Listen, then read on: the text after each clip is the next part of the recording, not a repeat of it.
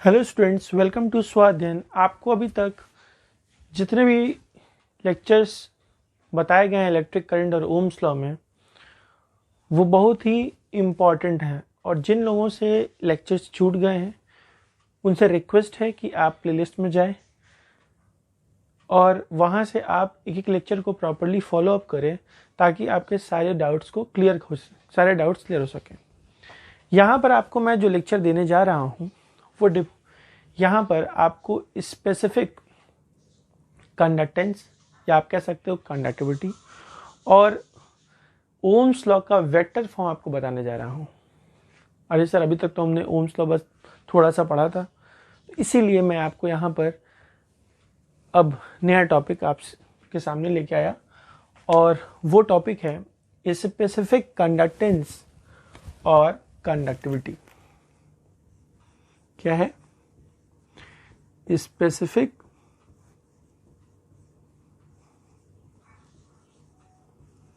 Conductance and और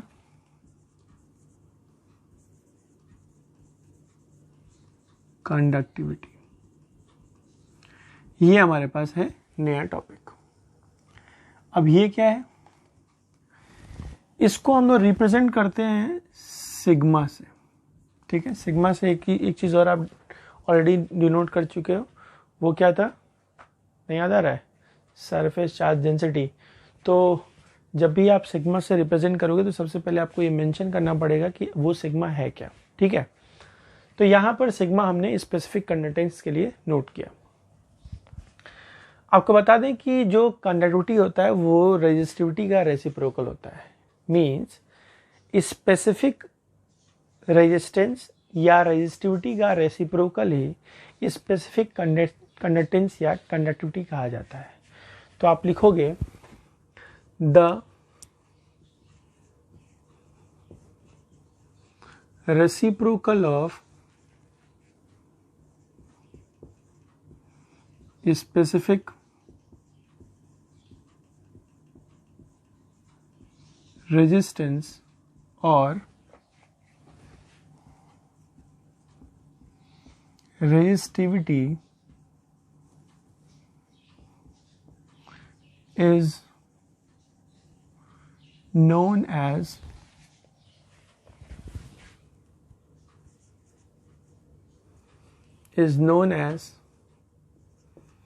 specific conductance और conductivity. बस सुना रही है? मैथमेटिकल एक्सप्रेशन में आप लिख सकते हो कि सिग्मा बराबर 1/ρ। ये इसका मैथमेटिकल एक्सप्रेशन रहा। यू ऑलरेडी नो अबाउट क्या? We know that.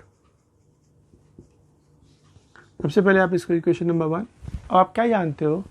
रो बराबर होता है RA/L।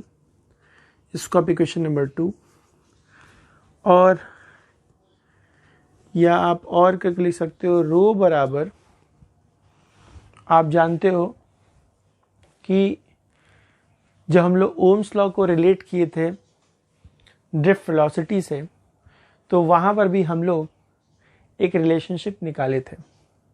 ठीक है, तो ये तो आपके पास था ये वाला रिलेशन। साथ साथ आपके पास एक और रिलेशन था m/ne² टाउ, था कि नहीं? इसको आप चाहो तो इक्वेशन नंबर 3 मान लो। इक्वेशन नंबर 2 भी यहाँ पे आप सब्स्टिट्यूट कर लो, इक्वेशन नंबर 3 भी आप सब्स्टिट्यूट करके आप देख सकते हो। From equation 2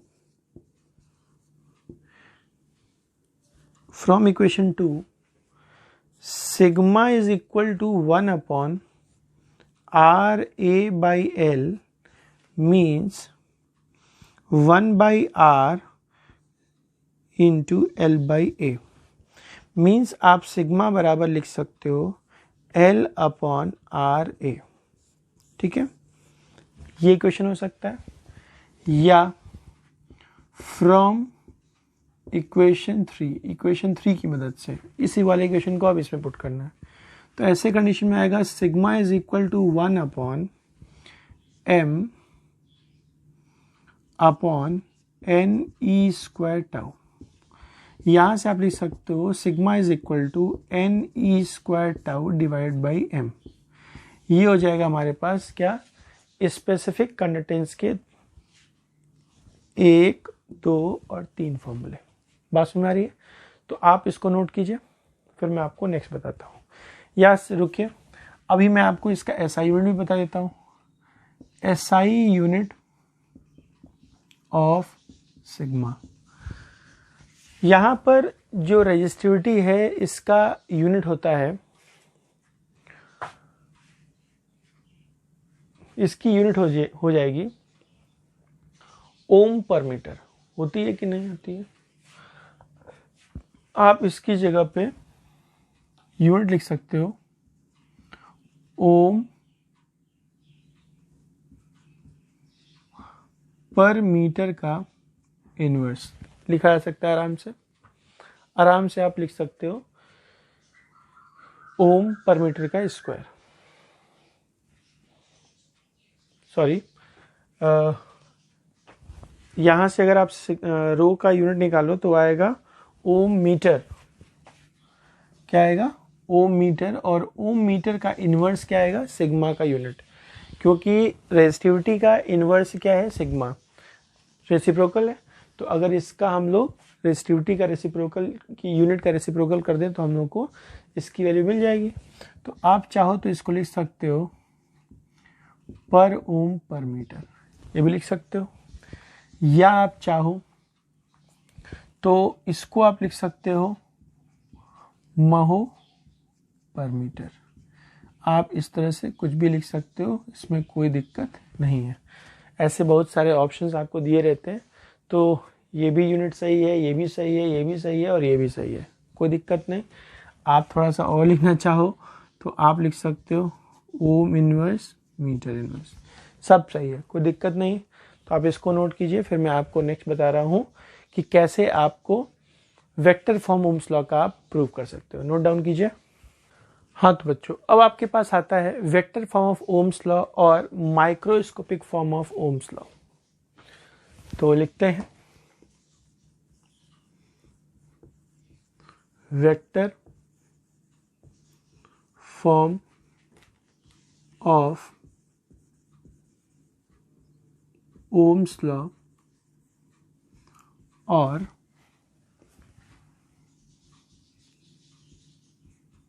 microscopic form of Ohm's law. बात में आ रही है? तो आप इस तरह से ओम्स लॉ का वेक्टर फॉर्म या उसी को आप माइक्रोस्कोपिक फॉर्म कह सकते हो। आपको जब Ohm's law current drift velocity, या आप कह सकते हो कि फ्री इलेक्ट्रॉन थ्योरी के अकॉर्डिंग जब हम लोग ओम्स लॉ पढ़े थे, तो वहां पर हम लोगों को वोल्टेज की एक वैल्यू मिली थी। वो वैल्यू क्या?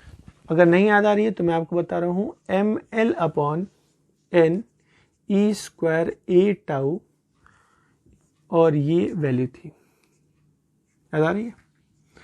कुछ यहाँ पे करना नहीं है, इस एल को वी के नीचे लेके आइए, इस ए को थोड़ा यहाँ शिफ्ट कीजिए।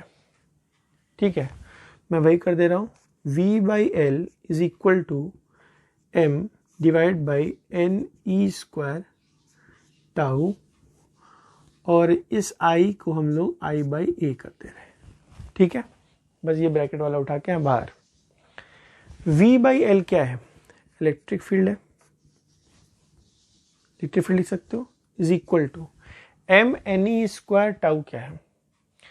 M N E square tau यहां पर क्या है? ये है हमारे पास रेजिस्टिविटी। ठीक है, अब यहां पे आप ये लिख सकते हो i बाई ए, और i बाई ए क्या होता है? j। लिख सकते हो। सिग्मा सॉरी रो स्पेसिफिक कंडक्टेंस का रेसिप्रोकल है, अभी मैंने बताया। तो आप इसको लिख सकते हो E इज इक्वल टू 1/सिग्मा इंटू जे, लिखा जा सकता है। तो आप यहां से लिख सकते हो J बराबर सिग्मा इंटू ई, ये वेक्टर है और ये भी वेक्टर है। आप यहां से ये सिग्मा क्या है, कांस्टेंट वैल्यू है, तो आप लिख सकते हो J इज प्रोपोर्शनल टू ई, और यही हमारे पास कहा जाता है ओम्स लॉ का vector form. This is the Ohm's law of, this is the vector form of Ohm's law. तो लिख लोगे this equation is known as vector form of Ohm's law। कोई दिक्कत नहीं है। तो आप इसको ओम्स लॉ का वेक्टर फॉर्म कह सकते हो, और यही इसका वेक्टर फॉर्म भी है, आप इसको नोट कीजिए। हाँ तो बच्चों, अब आपके पास vector form of Ohm's law के बाद हम लोग को ये देखना है कि क्या टेम्परेचर के ऊपर किस तरह टेम्परेचर के ऊपर रेजिस्टिविटी या रेजिस्टेंस डिपेंड करता है। तो हम लोग ये देख लेते हैं कि effect of temperature on the resistivity and resistance of the conductor. तो लिख लेते हैं फैक्टर्स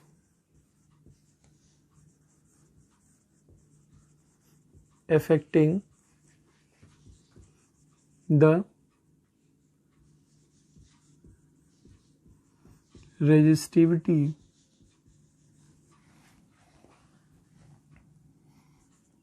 and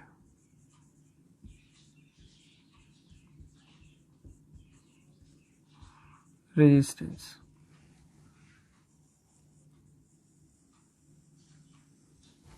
ये हो गया, ठीक है।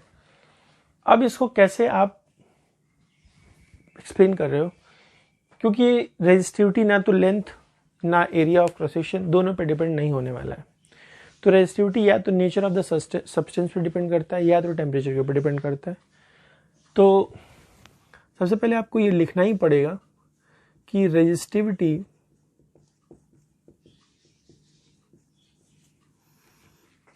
Is only depends on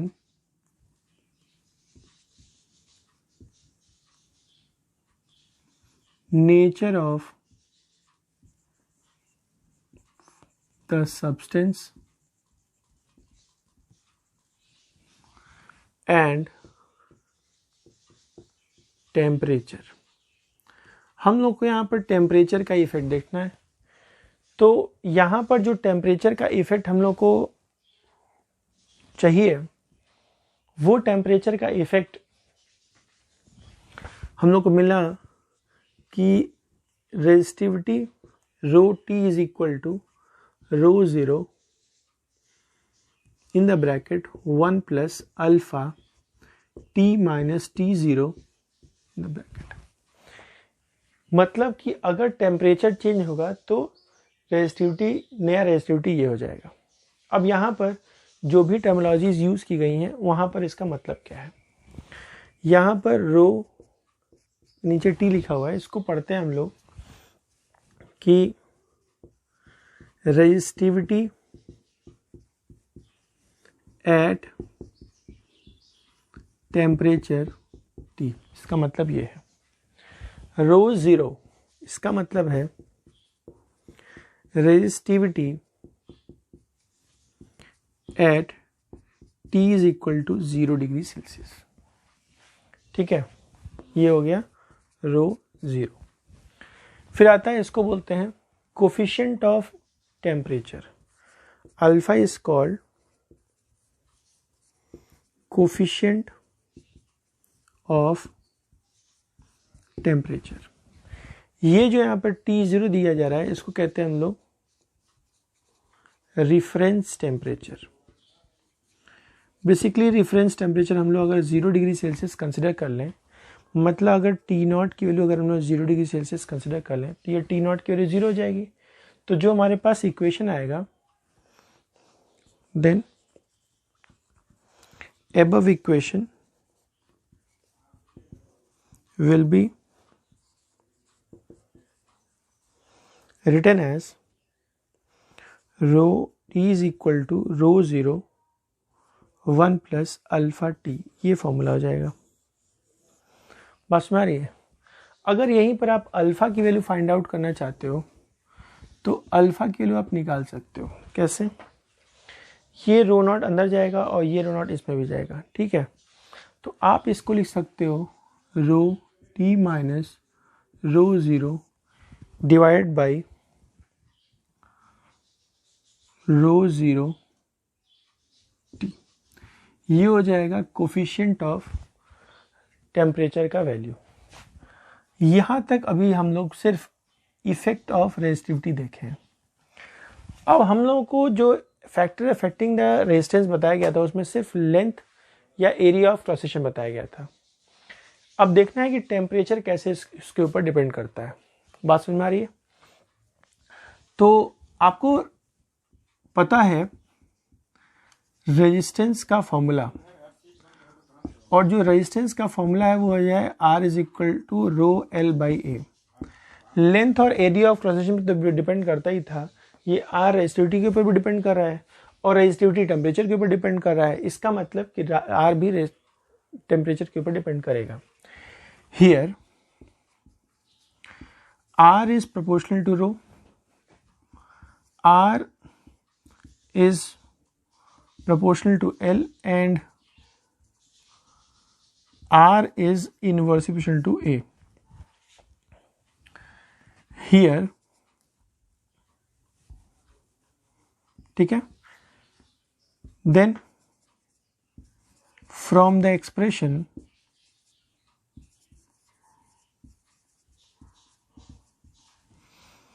it is clear that if resistance depends on resistivity, then it also depends on temperature। जब रेजिस्टेंस रेजिस्टिविटी पर डिपेंड कर सकता है और रेजिस्टिविटी टेम्परेचर पर डिपेंड कर सकता है तो अपने आप रेजिस्टेंस भी टेम्परेचर पर डिपेंड करेगा। इस हिसाब से जो रेजिस्टेंस का फॉर्मूला हो जाएगा R T is equal to, इसी फॉर्मूले पर आप नोट कर लीजिए, R T is equal to R0 1 plus alpha T.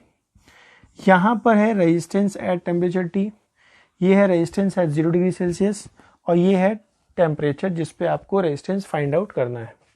इतनी बात समझ में आ रही है? अब आपको करना क्या है? करना ये है कि हम लोगों को जब आप अल्फा की वैल्यू आप निकालोगे तो मोस्ट ऑफ द मेटल के लिए अल्फा की वैल्यू आती है 1/273 डिग्री सेल्सियस, ठीक है। For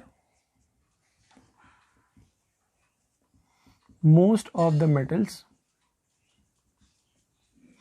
alpha is equal to 1/273 degree Celsius, ये वैल्यू आती है। तो अगर आप अल्फा की जगह वो वैल्यू सब्स्टिट्यूट कर दीजिए तो आपके पास R T is equal to आ जाएगा R0 1 प्लस टी अपॉन 273, इतना आएगा। अब यहाँ से 273 इधर कर लो तो R T is equal to R0 273 plus T divide by 273 आ गया। बस समझ रही है? तो आपके पास अगर किसी मेटल का रेजिस्टेंस निकालना है किसी गिवन टेम्परेचर पे तो आप वो फॉर्मूला नोट डाउन कर सकते हो। तो इतना नोट कीजिए, फिर मैं आपको नेक्स्ट बता रहा हूँ, ठीक है। अब इसके बाद आप लिख सकते हो R T is equal to R0 273 plus T को हम कैपिटल टी टोटल टेम्परेचर लेके 273 कर दे रहे हैं, तो आप ये ऐसे नोट डाउन कर सकते हो। ये तो आपके पास मेटल्स के लिए हो गया। इस फॉर्मूले से अगर आप अल्फा का इक्वेशन रेजिस्टेंस के फॉर्म में, ये आपके पास अल्फा का वैल्यू स्पेसिफिक रेजिस्टेंस मतलब रेजिस्टिविटी के फॉर्म में है, यहाँ पर अल्फा की वैल्यू आपको रेजिस्टेंस के फॉर्म में अगर निकालना हो तो आपको कुछ नहीं करना होगा, alpha is equal to RT minus R0 T, ये हो जाएगा coefficient of temperature in the form of resistance. तो ये आप नोट कीजिए और फिर मैं आपको नेक्स्ट लेक्चर में मिलूंगा। तब तक के लिए best of luck. Please subscribe the channel and press the bell icon for the proper